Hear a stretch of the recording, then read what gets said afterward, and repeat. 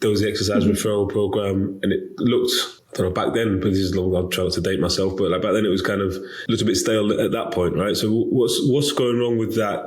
Is it the way it's, and I will get into kind of all the way what you guys are doing, but just as a starting point in terms of exercise GP referral programs or something, where do they go wrong, if you like? It doesn't come from a bad place. It comes from, there's instructors who are, they've trained in a specific exercise referral program or, supporting additional conditions. And the guidelines taught on these programs, while they're giving incredible advice, they're really, really cautious. So if it doesn't say in the manual that someone could do, for example, some bicep curls at the end of a session, because, who doesn't want to, feel a little bit stronger and a little bit better? If it's not in the program, just feel a little bit stronger, then it's not allowed. So there's huge barriers put around these people. Hi, and welcome to another episode of the Drive Phase podcast. This is your show about sports founders, leaders, and experts, and the stories behind their business journeys. So today, I'm really happy to announce that we've just finished an episode with Grace McNamara and Louise O'Mahony of EXI Live. Great opportunity to chat to them around the kind of benefits of preventative medicine, the platform they've created, how they've worked and utilized their 20 years experience and to bring this to market, and also their transition to the US and how their health systems are totally different across the pond and how they're navigating that. So great to discuss with them, also hearing the founding story and just sharing their experiences and how they're planning to build and create something meaningful over the next 3 to 5 years. So anyone who's running a business now, starting out, looking to grow and scale, it'd be a great episode for you to listen to. As always, please subscribe and like the video and share with anyone you think it would work for. Okay, I'm excited to welcome Chief Executive Grace McNamara and Head of Customer Success Louise O'Mahony of EXI Life, the company that makes exercise engagement accessible. Really excited to talk about the platform in more detail. I guess for myself, I'll nerd out a little bit on that on the tech side. But as we normally do on the show, just trying to get a little bit of background of our guests and get to know you a little bit better. Instead of going back and talking about kind of PE at school, I think it'd be good to just ask you the question about what was your childhood like, and were you in an active family? That's probably what I'd put forward. So, Grace, what was growing up for you like? Yeah, I was definitely active. A lot of us played Irish sports. Very active. I'm lucky enough that I'm tall, athletic, and was able to move. What's interesting, actually, what kind of led me on my journey, even though I was in a very active family, I joined a gym, working in a gym when I was 15, and I found that the vast majority of clients that the trainers had were not the active, right? With kind of an older demographic, lots of chronic conditions, lots of people new to fitness and obviously nervous of it. So I was in kind of two parallel universes where I was training at a decent level with, S&C coaches and at a high level, but then I was at the same time looking at people who didn't have that access and had, started activity later in life. So that's where part of the journey for me was looking at so many people that need more support, and hence kind of led me on the journey of picking up the mantle of how do we do this do this better. I guess that tested your patience then, right? If you're a high level athlete working with Joe Public. A little bit. What about you, Louise? Was it the same for you? Active family, competitive family? I'm definitely not as athletic as Grace. I would have gone down more a route of outdoor activities through girl guiding and scouting, where we were up mountains quite a lot. And it was through challenges I did with there that I really got into fitness and got into looking at how we could get more people active, especially at an age when they stop. So, being exposed to groups of girls specifically who, hit 11, 12, 13 and stop, and they don't go to PE, they stop doing their activities. I did my whole master's on why teenage girls stop being physically.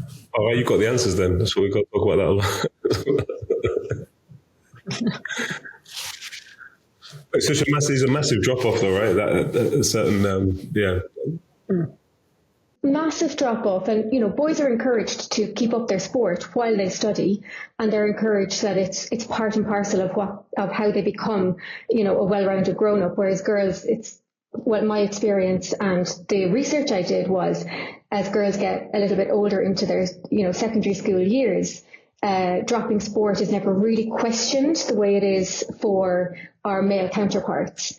So dropping sport, it's not questioned as much. It's not really kind of brought through that rigor. And I think once I started, becoming active myself and seeing the massive need in the population to become more active and the science behind it, it absolutely fascinated me. And I think myself and Grace have been on the same journey for the same amount of years. And I think that's what led us both back to working at EXI together and working on this, the challenge that we have ahead. It's a good point to touch on, is like a lot of our listeners are active in that sports coaching environment.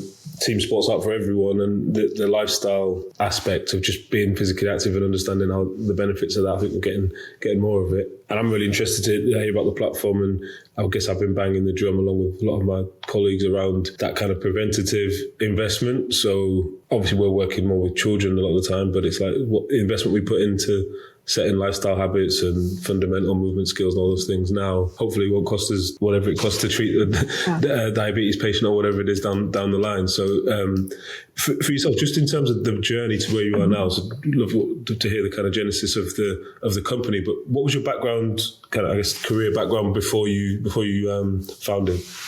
Yeah, so I can go first. So my background is similar to Louise in some ways. So my background is physiology, fitness, epidemiology. Was ultimately working at Apple for many years on the employee health side, as well as then on the partnership side. So spent a lot of time working with, I say, solutions that I think treat or support people, the fit getting fitter. There's lots of solutions in that space, whereas there was very little solutions actually that support people who weren't the fit getting fitter, who were more the people who had chronic conditions, medications and surgeries and needed more support. So there's actually an awful lot less solutions that cater for that. And if they do, they're more of a healthcare solution. And then on the partnership side, was really looking at technologies are there to help people deliver a service often, but they may not be connecting the dots of all of the technology that's available around, data and consumer devices, for example, that can be leveraged more. So that was part of the journey really to EXI, was, working with the co-founders at a London Sport, actually, accelerator program on, we have the science of exercise. Like, we know the benefits, we know the vast benefits physically and mentally, but there actually isn't a solution to bring all that science together in a healthcare way. So that was the starting point of, is we know it can be done. We know the science is there. We know there's no reason why people shouldn't be active. But yet we haven't given the tools to clinicians or to healthcare professionals or even fitness professionals often to be able to treat for all these chronic conditions at the same time as making sure it's safe and it's compliant with all the science. That was kind of the journey, the starting point there. And I was working with Louise actually on a different partnership model, and introduced EXI to Louise. I let her talk about that. And then she ultimately came over to the side to go, we got to do this. We got to do it big. Louise? Thanks, Grace. My background is exercise and nutrition science. And at the time when I graduated, it was, 2007, 2008, where things were a little bit tight economic wise. And in a way, it really benefited my career journey because it made me diversify through necessity. So I was working in community development, looking at physical activity and nutrition for underserved populations. At the same time, I was the first personal trainer for Apple on the Cork site, and delivering personal training for Apple, teaching classes. I was tutoring nutrition in the evenings and training anybody and everybody in the Cork area that needed it. It was the hustle era, we call it. And I think when I moved then to the UK, I started managing exercise referral services, got into national programs like the Diabetes Prevention Program, Diabetes Remission. And when I was introduced to EXI, I've been dealing with people with long-term conditions, all different types of fitness levels, confidences with activity, people thinking this is not for me. I've never exercised before. I don't know where to start. I don't know what to do. And really daunted by the idea of 10,000 steps or 150 minutes of activity, and people also being labelled with something. If you have a long-term condition and you're labelled, even from a very young age, that can have huge ramifications to how you behave later in life. And when I was introduced to EXI, the first thing that came to mind was finally somebody is doing something for people who are sedentary, at risk, or have a long-term condition that feels fresh. It's not a stale, don't move too fast video, or, this is be very, very safe, be very careful, don't move too quickly. And actually, it kind of felt like a proper app for people who like to wear nice gym wear, if they do. You know, it was this a fresh, vibrant vibe, but a safe space for people who didn't really know where to start. And that's what really kind of caught my attention, because I'd spent years delivering programs, supporting the writing of programs, and the physical activity element was always, let's get people walking, you know, and you're thinking, people have so many different likes, dislikes, barriers, different conditions, ways they like to exercise. So the idea that I could come on board with Grace and actually impact how this was delivered and how we develop it and how we make it really fit for purpose. It was something that I just could not, I couldn't let it go. So just over 3 years ago, I joined Grace on the EXI side and have been campaigning since to say to people, exercise makes sense. No one's questioning that. What we're doing is we're putting it into one place, so we can get buy-in from healthcare professionals, from, you know, big systems to say, you don't need to know what to do. You just need to use this to get it to as many people as possible. And that hooked me. That was, and as you can tell, that's when you joined the dream team, right? So Grace, just something you said then I wanted to touch on was, you said about the solutions that were out there previously were for fit people looking to get fitter. What would be an example of that? Right? Obviously, we've all got an Apple Watch on with the rings and all that type of stuff, but where would you, I guess, what were examples of those type of tools, and then where would you kind of place EXI in that or the other alternatives? Yeah, I think there's a big spectrum there. I'm a massive fan of Strava. I think Strava does a fantastic job around community and around engagement of huge populations, and I love what they do. But they're definitely on the spectrum of, you know, people are in community, they want to share their activities on a leaderboard and so on. So I love what they do, but they're the vast opposite to where our population are looking for. Our population are not going to celebrate what they're doing right now, because our starting point could be minimal, if anything at all. So we're on the opposite end of the spectrum. So when we look at sedentary populations, you know, give or take in most countries, around 60% of the population is not meeting activity guidelines. And that's a kind of a shocking statistic. And you look at some organizations, it could even be higher. So, you know, we want to be able to really focus on the population who are not active today, who aren't going to be joining a leaderboard because they're not confident enough. They don't celebrate their activity because they're maybe not be active for different reasons. But we have to be very careful of making sure that we're talking to this population in a way that's safe as well as secure and building confidence, because that isn't there, you know. And I would have been, like, for example, on the Apple side, if one of the best gyms I think I ever walked into was the one that we designed and redesigned, you know, fantastic equipment, fantastic personal trainers, 24/7 access, like you name it, we had it. And we absolutely try to get people through the door, and it works for some, and you get some people who aren't active in the door and they'll fundamentally change their life, and that's fantastic. It just won't work for everyone, you know, so we have to cater for more people that want to maybe start at home. They haven't got the confidence, and maybe, you know, bring them on that journey of, how do I do this safely? And is it safe for me based upon multiple conditions, multiple risk factors, you know, multiple medications potentially? And that's really important. And it's what was shocking to me, James, when we were doing, you know, we're a CE registered technology as well as the UKCA, and we also are FDA, so we're class 1 medical device. When we registered, and we're registering with the FDA, ideally you find a predicate, you find a company who's done this before, and it makes it easier, right, to get through FDA process. We couldn't find one. And I was shocked in 2022, knowing that we've had science around exercise for decades, and we have zero, resistance to everyone saying that everyone should be active, and then not to have a credible clinical solution to deliver that. I was shocked. So yeah, we're very adamant that we want to support, you know, the healthcare industry, but at the same time as just everyday person who should be and can be and wants to be more active, but doesn't want to necessarily, you know, show that off in a way that's, I'm on a leaderboard or I'm in a gym, and in a class yet. And I say yet, you know, I really hope that we will get more people to use trainers and get more people to use exercise physiologists, and more people to access the gym community, as well as these other applications like, you know, communities like Strava. But we're a long way from that for now. So we have to bring people on that journey, and hence, you know, we're very conscious around the behavior change and the safety aspect of engaging the person who's thinking fitness isn't for me. And like, that's it's a very different place to where all of us started, where we're, you know, said naturally, you know, I liked the sport and I was always active, but not everyone's there, and the vast majority aren't. So we want to be able to cater for that population to start with. I want to get into the kind of that founding story, but before we do that, Louise, you mentioned like exercise referrals. I got a bit of experience with that when I was back in student days, and the gym I used to work in, there was the exercise referral program, and it looked, I don't know, back then, but this is long, I'll try not to date myself, but like back then it was kind of a little bit stale at that point, right? So what's going wrong with that? Is it the way it's, and I will get into kind of all the way what you guys are doing, but just as a starting point in terms of exercise GP referral programs or something, where do they go wrong, if you like? It doesn't come from a bad place. It comes from, there's instructors who are, they've trained in a specific exercise referral program or, supporting additional conditions.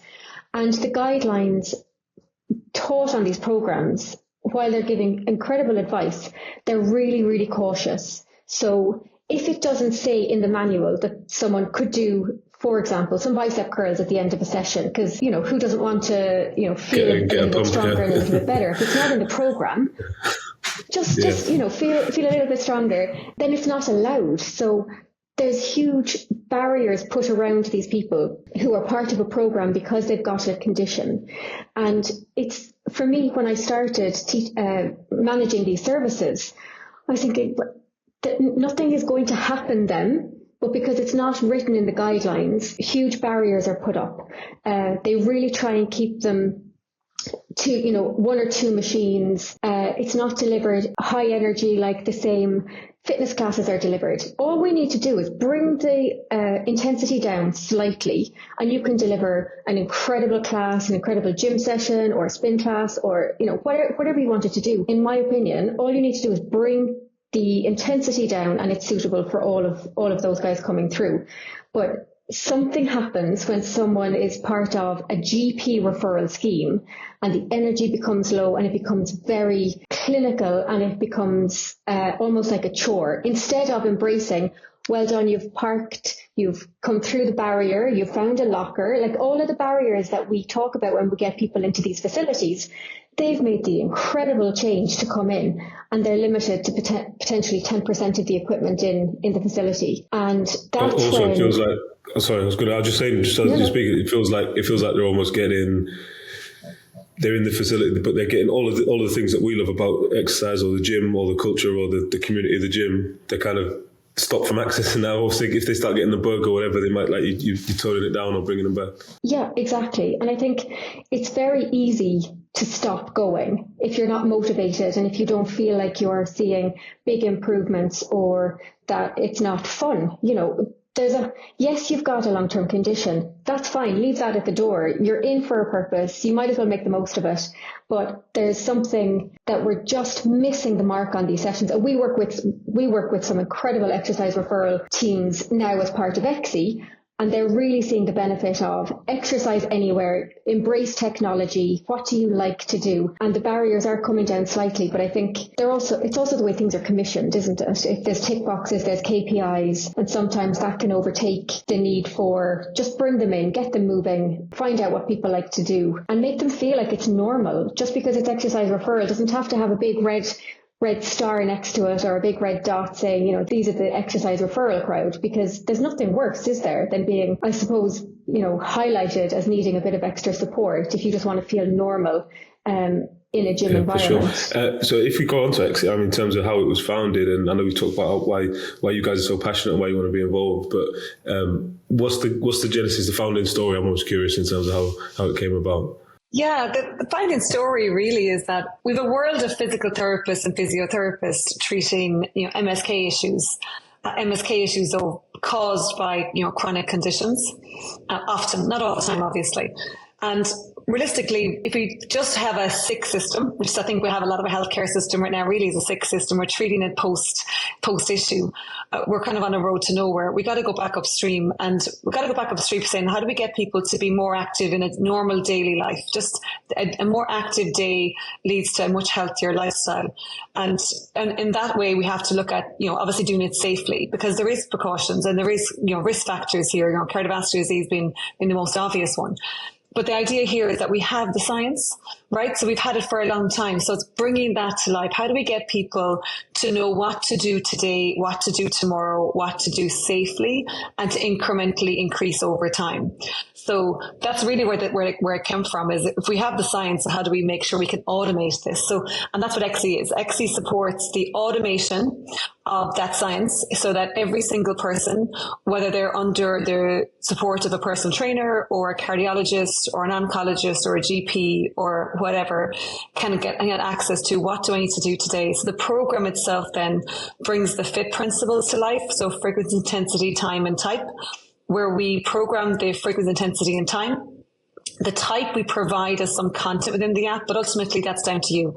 Whatever you like to do, you can do whatever type of activity you want, as long as you're doing it in a way that's consistent and ultimately complements your lifestyle and your habits, and you've access. So it's looking at, that heart rate intensity is quite key, where we're very much connected into, we need everyone really, I think, to look at what their heart rate is. We'll see a lot of our users don't know how active or inactive they are.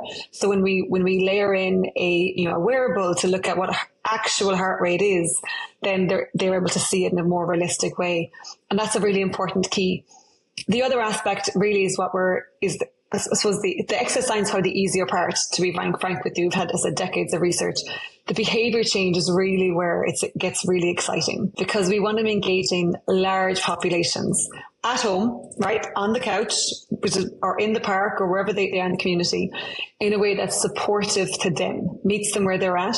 And then so it's looking at how do we build in a really positive experience. How do we reward upfront? Like when you onboard to a program that potentially is a 12-month program, we want to reward you upfront, because that is a massive barrier.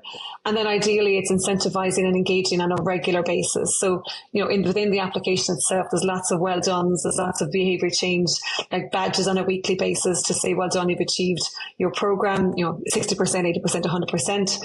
And then likewise as cash rewards potentially on a monthly basis, depending on the sponsor of the program. So we got to think in a much more positive way of this as an enjoyable, engaging, supportive, encouraging, adaptive program. And then that complements, sharing that data with, say, a personal trainer, so you can see what somebody's doing all week, as opposed to maybe that, 1 to 2 to 3 hours that you may see them physically face to face. So hopefully much more, I suppose, progressive, as well as much more adaptive to that individual of what they're doing, as well as their barriers. What are the barriers? Is there certain days that it's just not working for them because it's location, or is it medication related or surgery related, or so on? So we want to be able to use the data that's available at our fingertips, on your phone, that most people have, and use that in a way that complements their access to support systems, but makes them feel confident and in control and empowered at the same time. And in terms of the actual, but the product is purely a software side app, or is a hardware attached to it? I mean, you kind of got that medical grade FDA approval. Is that purely the app side? Yeah, we focus just on the software. So thankfully, there's plenty of great hardware solutions already out there, like Apple Watch and Fitbit Bin 2. There's, obviously Omron blood pressure monitors and Abbott glucose monitors. So there's plenty of smart technologies already out there. I don't think we need to build any more. We just need to use that data more effectively. And you're able to tap into all that data. You synchronize with all that data. Data. Yeah, absolutely. I mean, HealthKit, we do an awful lot around Apple, and we devise, we build for Apple and iOS, as well as build for Android separately. So we're native on both platforms. But the data is available. Yeah, absolutely. So it's the ability for somebody to know and give them a reason to consent to sharing that data. Obviously, it's consent driven. If someone wants to share the data, they can. If they don't, that's absolutely fine too. But realistically, it's there. If you have access to those technologies, you can have access to that data. Now, not everyone has access to that technology, and that's one of our greatest gaps, and hopefully solutions in the future, is a person who is, say, pre-diabetic. 80% don't know they're pre-diabetic, so because they never had tested their glucose numbers, for example, right? Or they never had a reason to test their, with their Framingham study. So I think we have to do a better job of connecting people with consumer technologies at home that they can use, more often, and not just in a clinical setting, which they may access once every 12 months. We've got to enable people to take care of themselves at home. And I guess with some of that, I mean, you mentioned their diagnostics, so just taking that diabetes example, is it?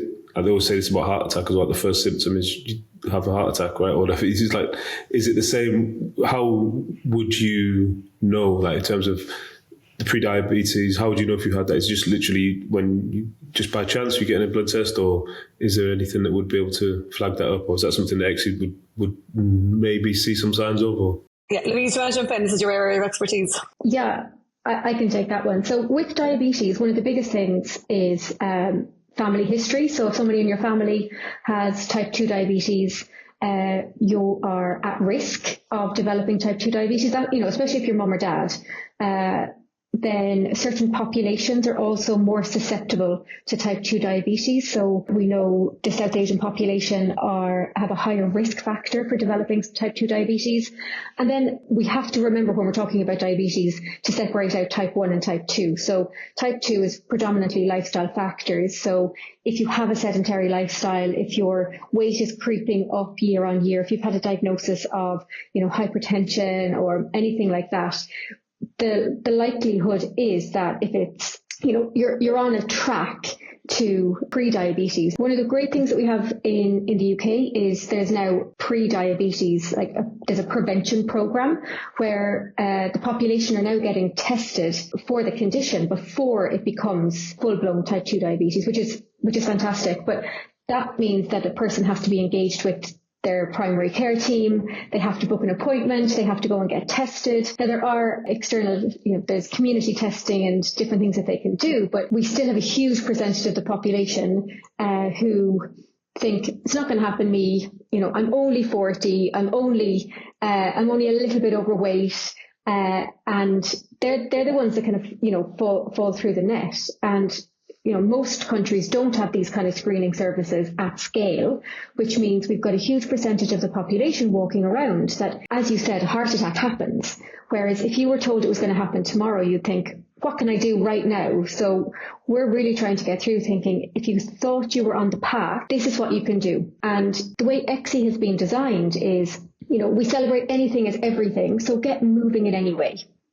Get your heart rate up, even for a couple of minutes at the start, and it graduates up, and it will slowly push you, but we really meet people where they're at. So I think that, that population, the undiagnosed, especially for type 2 diabetes, it's now much easier to get tests, to be aware of what you should be looking for. And let's face it, James, everyone really kind of know, we all know we should be a bit more active. We all know we should, eat a little bit healthier. But as Grace touched on earlier, it's the behavior change element that we're really trying to hone in on to have that sustainable change when using EXI, because we're not telling people anything new. We're not creating anything that isn't already there. We are putting it into one place in a clever way for the first time, which kind of, as Grace alluded to earlier, again, it's crazy that we're the only ones that are doing this, but to anyone who's kind of questioning, do I think I'm at risk or am I on the wrong path? Then the answer is probably yes, but there's easy things that you can do to kind of stop it. And diagnostics have never been so freely available at our fingertips. We now have letterbox tests that you can get next day delivery on, and we've got access to so much data about our health that we've never had before, which is amazing as long as, in our perfect world, as long as we do something with it. And don't just sit on it. James, some of the numbers are stark to me, right? And some of the cultural aspects are important to think about here as well. As we have a fitness industry that sits separate to the healthcare industry, and that's not necessarily accurate or right. So, I think we're trying to be that bridge in one way. How do we connect the dots here? We have fitness and exercise as medicine. That's not a new term. We know that's possible. We have a whole fitness industry that's designed around getting people to move. So let's help connect the dots around physical activity and fitness industry to healthcare in a way that's clinical, safe, supported, connected, and sharing that people are actively moving and actively changing their health outcomes in a way that likewise is able to track and trend over a serious amount of time. We have all those tools today. We just haven't necessarily engaged them at full breadth. When we look at the US population alone, there's 105 million people, give or take, who are inactive today, right? So that's a large portion of the population. 70% of healthcare spend is based upon inactivity-driven conditions, chronic conditions. Again, huge aspect there. We talk about diabetes, one of the fastest growing conditions globally, and 80% of people that are going to be type 2 diabetic don't know about it because they're pre-diabetic right now. that's shocking statistics.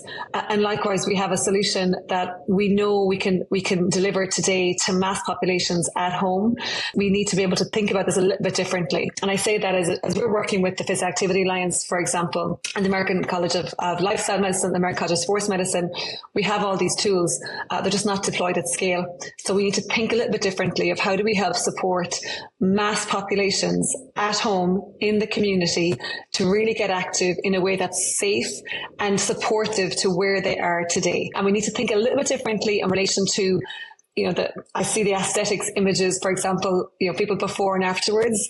And I'm like, great, this person lost weight. That's a good number, but give me a different number. Give me like their blood pressure. Give me their risk of cardiovascular disease reduction. Give me their reversal of type 2 diabetes statistics. That's the most important piece, I think. And there's huge, you know, impacts on each person there, but also on the system. And so I think we just need to do a better job of thinking about the person and whatever behavior change that they've adopted and lifestyle that they've adopted.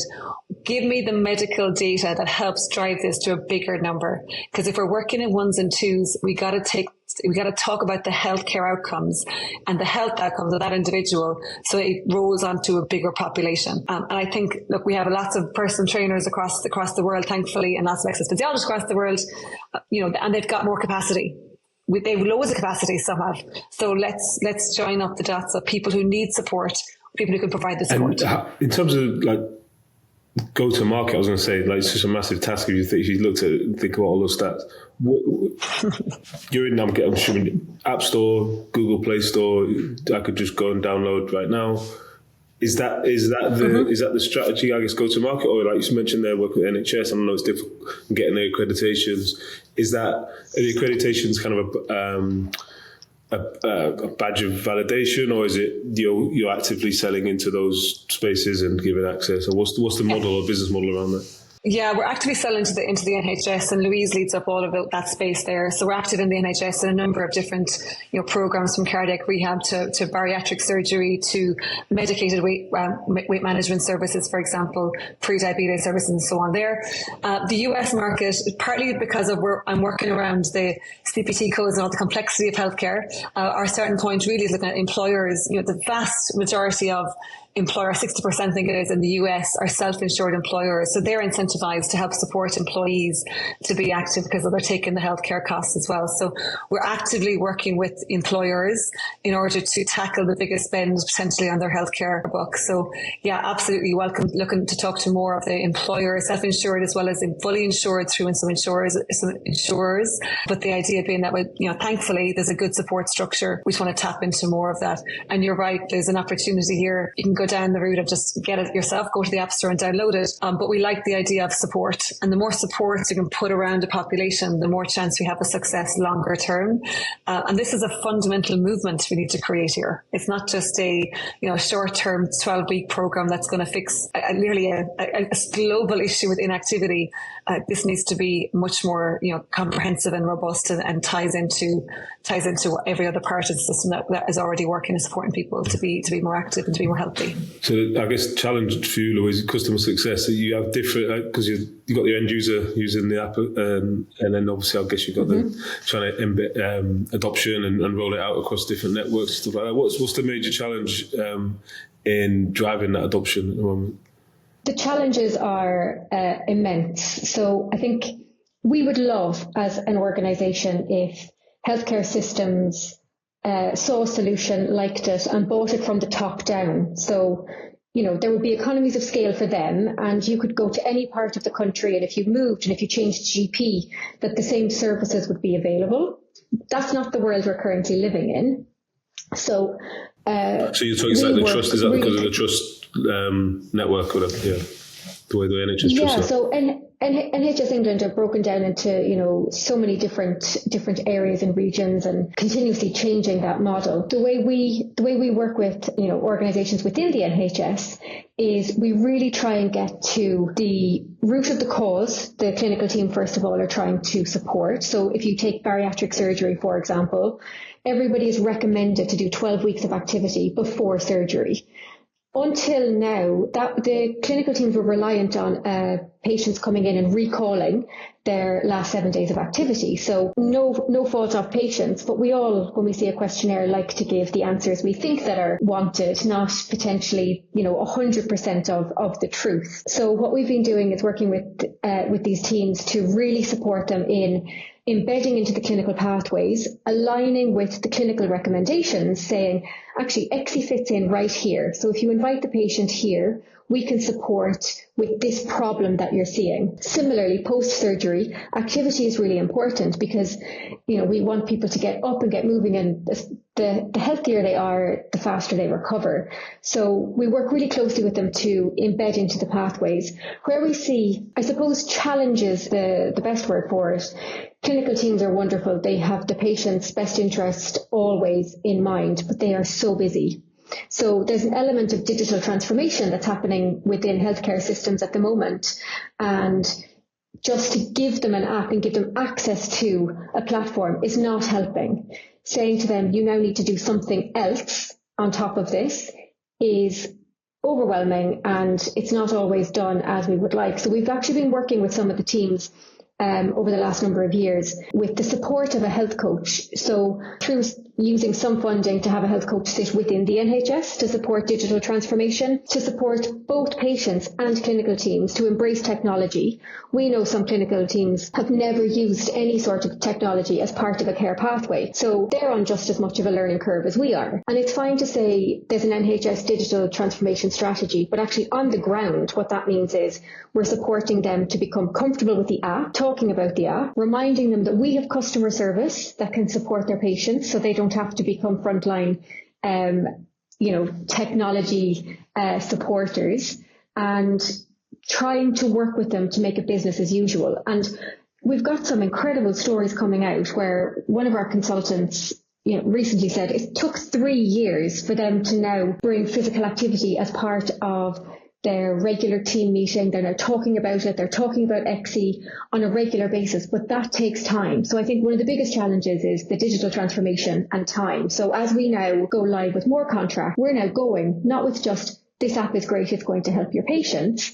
We understand your clinical pathway. These are the challenges we've seen with other clinical teams. Let us help you from the get-go, and let's get these health coaches in place so we can alleviate some of the pressures and stresses the clinical teams are feeling, thinking, I'm not tech savvy, I don't have an iOS phone, I don't have an Apple Watch, all those different things that could cause someone not to use technology because they haven't done it before. So there's a huge education piece.